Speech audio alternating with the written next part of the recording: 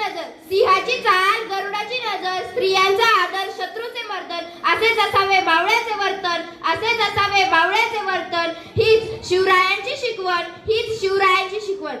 भाषणाला सुरुवात करण्यापूर्वी जिजाऊच्या या शिवबाला त्रिवार वंदन, त्रिवार वंदन.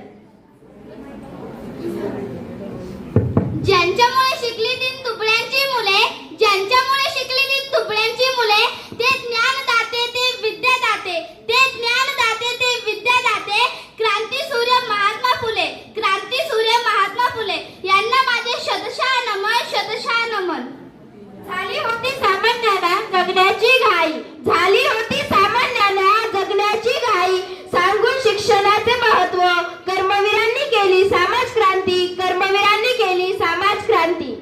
सूर्याप्रमाणे तेज दिसणारे, गरजूंना मदत करणारे, सामाजिक कार्यात मोठा वाटा असणारे माननीय ॲबट साहेब यांना मी वंदन करते.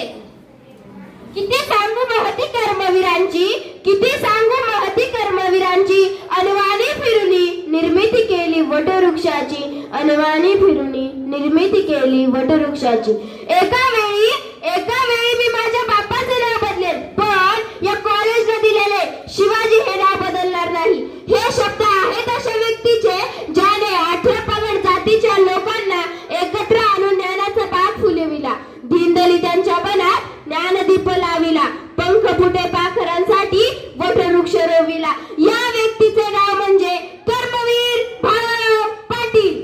ज्ञानाचा दिवा भारतीयांच्या मनामध्ये चेतविणारे, मनामध्ये स्वाभिमान फुलविणारे. देव हा दगडात नसतो, देव हा दगडात नसतो, तर तो माणसामध्ये असतो. हे हेरून इथल्या माणसांमध्ये माणुसकी पेरणारे शिक्षण महर्षी म्हणजे डॉक्टर कर्मवीर भाऊराव पाटील.